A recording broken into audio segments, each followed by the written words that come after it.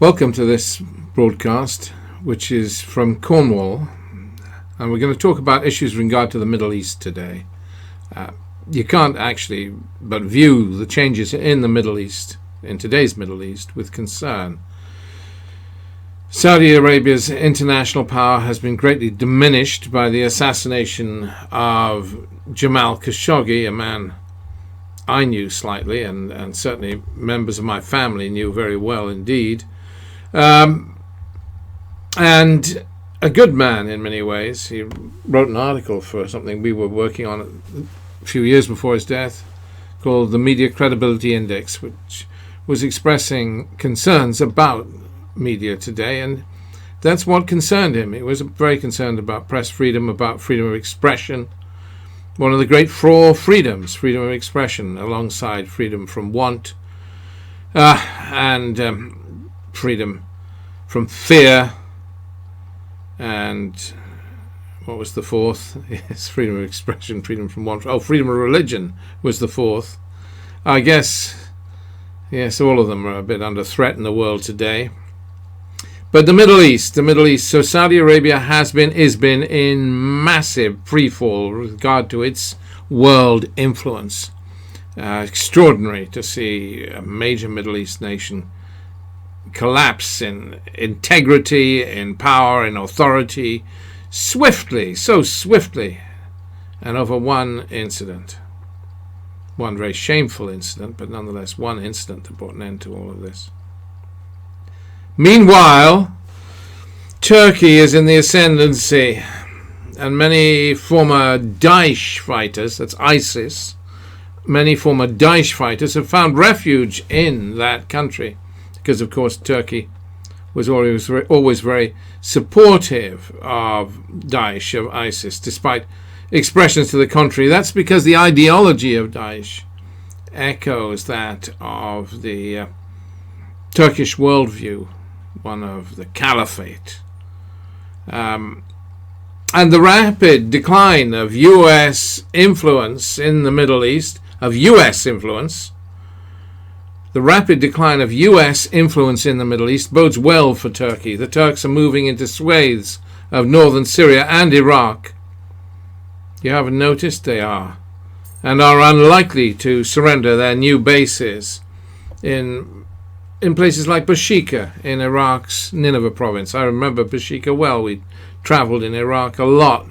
Bashika is a little Yazidi town, very suspicious of outsiders, very conservative, almost frighteningly so. They stoned a couple to death because a little Yazidi girl fell in love with a Muslim boy, and the two of them were caught, and with their aspiration to run away together, they stoned them to death.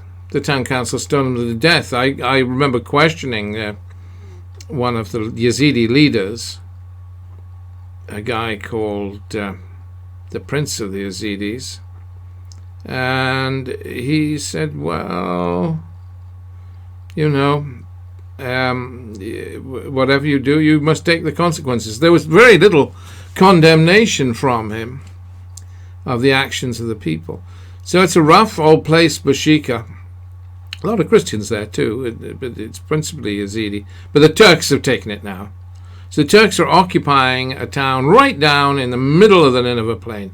It's not new for them. They already took areas in Dahuk, for instance. They've got the airfield. They've got a major tank base in Dahuk airfield. Nobody can land planes. Haven't been able to land planes there for decades. The Turks are slowly moving in, taking territory, taking land, establishing bases. You can never shift them out, not without war. Do you want to go to war with Turkey, a 1 million-man army? If you're Iraq or Syria, you've got other things to divert you. If taken at face value, Turkey's recent actions in Syria on the ground seem to indicate a possible aspiration to annex the Syrian border area from al-Raqqa in the northeastern Syria to Idlib and Jisr al-Shugur in northwestern Syria. Well, you see that, don't you? And America is, as always, betraying the interests of its allies. The people that fought and died for America, the Kurds, again and again and again. But there, what do people matter? Geopolitics is all that matters to the great ones, isn't it? However, America is running away from northern Syria because Mr. Trump is isolationist in regard to these matters, and maybe he's got some good points there. Maybe it's time for America to be isolationist. I mean, look at the catastrophes the Anglo-American alliance has brought us. Afghanistan, Iraq. At least you can't blame America for Libya. That's all Britain's fault. Britain leading, of course, followed swiftly by France and Italy, but nonetheless Britain. Hey, but the waning of US and Saudi hegemonic ambitions in the region has other unintended consequences, including the strengthening of Iran by default. Now, Iran is already doing a bit of posturing to step up to the mark. Amusingly, it's precociously sending a small Iranian fleet into the Atlantic on a 5-month mission. I mean, who cares? But Iran wants to be perceived as important. And, of course, it is important. Ultimately, we are likely to see, in my view, a new US-Iran-Turkey deal, which sacrifices the Kurds despite their past usefulness in the fight against ISIS. And indeed, we already see strong evidence for this. I mean, read between the lines. President Trump's Twitter, one thing and another. It seems to be the way it's going. Turkey. I mean, the whole idea of a caliphate is very delightful to Turkey. You remember, Erdogan is like a reincarnation of Ataturk in Islamist mode. I mean, Ataturk was secular, Erdogan is Islamist, but what unites them is the sort of dream of Turkish hegemony. I love that word, hegemony, because it says what exactly it means. Power. Turkish power. And Turkish power is in the ascendancy at the moment. Further west, let's look further west. What have we got in the Middle East? Libya. Libya remains a failed state, and the international community's abysmal inability to step up to the mark in regard to a disaster that we created remains humiliating, especially because of the consequent refugee crisis. Had Haftar's puppet ruler, had Egypt's puppet ruler, had Egypt's puppet ruler, General Haftar, not fallen terminally ill this past year, Libya might well be on the road to quiescence, perhaps through its partition between Haftar's militia in the east and the Misratan militia in the west. As things stand, the chaos continues. Now these are, let me make it clear, the Haftar's militia, Misrata's militia. Haftar is sort of a Gaddafi look-alike, but he has qualities, I suppose, and his biggest quality is he's backed by the United Arab Emirates and, most importantly, by Egypt. And he's there in the east. He started out just holding the little fishing village, fishing port. It's nothing much more of Tobruk. But with Egyptian aid and Emirates bombing and one thing and another, he moved in and he managed to take Benghazi against the wishes of many of the local population who were quite pro the uprising, pro the revolution.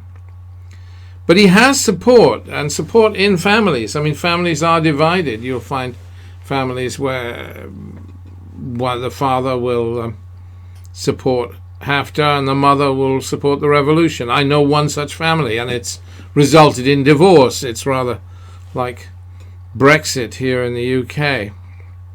So these tensions mount. I mean, Gaddafi was popular, let's face it. Indeed, one of the more popular figures is Gaddafi's son, Saif al-Gaddafi. The West would never tolerate him coming back, but if you had a genuine free election, how would he do? He might do okay, you know. There's respect for him anyway. More respect for Saif al-Gaddafi than there is for Haftar. But there, and the Misratans, of course, are the great fighters in the West. The Misratan militia. Misrata is a little town just outside Tripoli, where they're very independently minded. So like the Welsh or the Scots or something. But anyway, they fight. They seem to be ready to die. Their young men will tell you, we bare our breasts to the bullets. And there's utter contempt amongst the Misratan youth for the politicians of my generation in Libya, for the old ones who created the mess, and good reason. But I don't know how much we can blame the old ones. It's really well, who was responsible for the whole? Interesting, isn't it? Who was responsible for the whole Libyan catastrophe? For all those hundreds of refugees coming across? Who led the Libyan war to overthrow Gaddafi? David Cameron. Who's responsible for Britain, for the British referendum, like it or love it, I don't know, like it or hate it, that led to the division of Europe? David Cameron. He really had a lot of problems he managed to create in the world. I guess there are many Misratans would be grateful to him. They wanted the revolution. They were oppressed by Gaddafi. They didn't want what way things have turned out. That's the trouble. We go in, we mess things up, and then we walk away. Better in the old colonial times, so we went in and took responsibility for what we did. If you're going to go and invade a country, invade it and make it your colony. Otherwise, don't mess. Don't destabilize the entire Middle East. I mean, what's the point? Anyway, the international community has also failed in its project in Afghanistan. I'm going west now.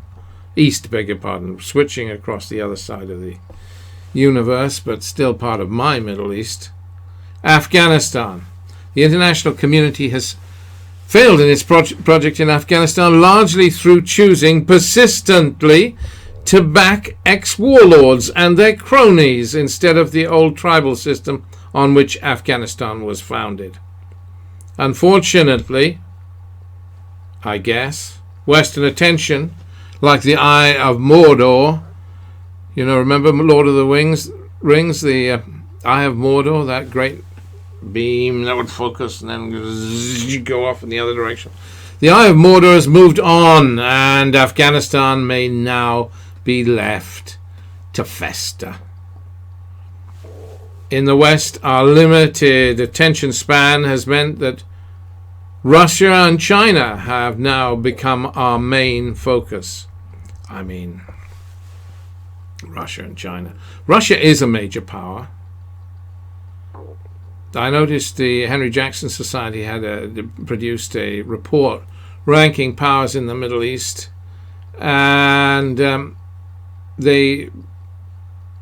powers in the world, actually, world power, and they put, in terms of clout, America quite rightly at the top, and then China was way down, and so was Russia. Then they put Britain as the second most powerful nation, I think, and then was it France or Germany next? Actually, Britain is pretty powerful, but I would rank Russia as more powerful than Britain in geopolitics today. Power requires the exercise of power to be meaningful. I mean, if you have latent power like China and you sit and pootle around in a puddle, then no matter how much you're threatening Taiwan and Japan, you're really not an actor on the world stage. I mean, you can crush your own minorities and make life miserable for people in Tibet and so on, but you're not a player. You're not a player in the world. China is an economic power, but she's zero player on the world stage. Her policies at the UN echo those of Russia. She keeps talking about manning up and being the big nation, but there's no evidence of it.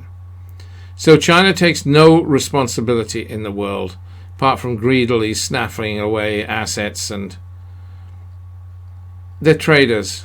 They're greedy, but they lack the courage to have authority or power in the world today. China, that's China, but America is powerful. Russia is powerful. Russia second. Britain is powerful because it punches above its weight. Britain third. France is powerful. She also punches above her weight. France fourth in power in the world today. And watch out who's coming up fast behind. I think some of these little nations are really pulling their weight. I mean, I would put Turkey as more important on the world stage than Germany. What's Germany? Utterly irrelevant, does no policies. Japan. These are countries that do not matter except economically, and who cares? Who cares how many toys you make? The point is that the countries that change the shape of the world, Israel is important. Israel is important. Saudi Arabia was, but it's fallen off its little perch. So anyway, Israel, I mentioned Israel. Back in the Middle East, Israel remains strong, but lacks a clear sense of direction. Israel still has to choose whether it's what wants hegemony over Palestine, with all the consequences of ruling a subject population, or does it want a two-state solution? I mean, always used to blag up a two-state solution. And the Israelis would throw up their arms in horror at the concept of a one-state solution. Well, that's what they're moving towards. Those who suffer most, of course, as a consequence, are the people of Gaza, who endure a shameful level of suffering while the world waits for peace. This despite the fact that their huge natural gas reserves and their strategic position and their beautiful Mediterranean coastline should make the Gaza the Singapore of the Middle East in any universe based on fair play. The absence of a viable peace process in many respects also causes problems for Israel. You don't think so? You think Israel can live forever with behind walls and towers and like some fairy tale kingdom? Maybe for a generation, perhaps. Not sustainable forever, I don't think, in that form. And yet it would be so easy, has been so easy, if only because the phased introduction of the Abdullah Plan, the Beirut Agreement, or the Arab Peace Initiative, whatever you like to call it, that concept of Israeli peace with the Arab world that was so nobly floated by ex-King Abdullah of Saudi Arabia, the former king. Israel could yet become a powerhouse for the wider Middle East if it agreed to the phased introduction of the Abdullah Plan.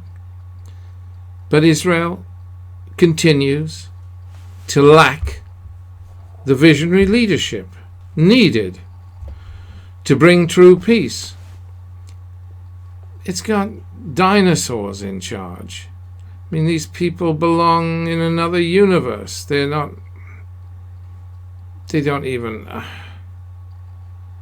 they have no dignity.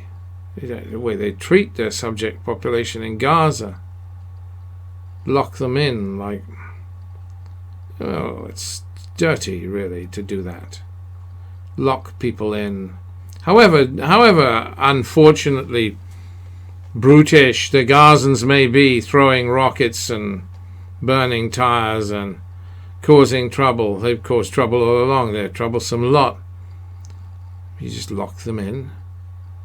Collectively punish an entire couple of million people. I mean, come on. Grow up, Israel. This is what an example to the world. Anyway, Israel is Israel, and Israel has problems, and Israel needs to sort them out. And will Israel sort them out? I hope so, because Israel is essential. A Jewish state in the Middle East is essential. There are other things, of course, that are wrong with the Middle East. Festering sore of this moment is Sudan. The fighting in Darfur continues, of course, with all of the disgusting associated rape and misery. Our aid agencies deliver aid in neighboring Chad and great camps, and they strip the population out of Darfur. It doesn't help anybody, but possibly the worst ambitions and aspirations of the Khartoum government. But the brand new development has been the demonstrations in Khartoum against the autocratic government of President Bashir. People are tired of the corruption and neglect that characterizes the north. The government is ruthlessly clamping down on the demonstrators. Militia groups are murdering demonstrators where and when they can. And nobody looks. Where's the world's press? Access is difficult, perhaps? Is that the reason? Are we weary? Weary of blood, and we don't want to see these things? Sudanese are crying for help. We get calls to us saying, please, please, please help us. They think the British have some sort of historical responsibility just because it was the British that divided Sudan into North Sudan and South Sudan a year or two ago. It was our plan. We put it forward. And historically, of course, we ruled Sudan. So they think we care. But we don't seem to. Nor do our journalists. The world's press just turns their back. Well, Sudan weeps. Anyway, still, things are at least good in regard to the reduction of the sheer numbers of Mideast dead and displaced. Well, the Syrian catastrophe, the Syrian debacle, which resulted in the death and displacement of half a population. Syria had a population of 26 million. How many are dead or displaced? I don't know. If you count the displaced within the country, then certainly it is half the population. If you're just thinking of those that are refugees cross-border or actually dead, then maybe 6 million. Yeah. A lot of that death is over, largely because the international community is weary of promoting war in Syria.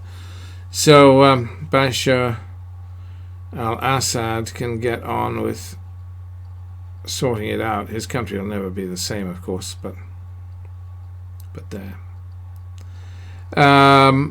So the Middle East, the sheer numbers of dead and displaced in the Middle East are reducing. With the obvious exception of the Yemen catastrophe, again, another failure of the international community. However, Yemen may be on the edge of mending. It seems like it's possible.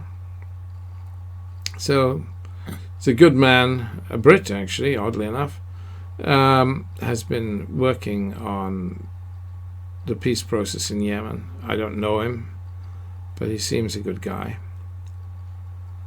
However, by and large, Yemen aside perhaps, but even Yemen getting better, by and large the Middle East is less blood-soaked, and prospects for an Iran-Saudi war have diminished. It's good, wouldn't you say? I mean, we didn't need an Iran-Saudi war. Iran needs to grow up. All those people at the mosques shouting death to Israel, for goodness sake, childish government, infantile. Iran would like to be a major player. Well, it's not going to be a major player along with the big boys unless it grows up, takes its nappies off, and starts actually behaving like an adult civilized nation. But if it does, it's close to crossing into one of the world's serious powers, along with its friend Turkey. The Saudis, who might have been a serious power, lost it. So prospects for an Iran-Saudi war have diminished. Let's hope against hope that we are on the threshold of a better tomorrow. Thank you.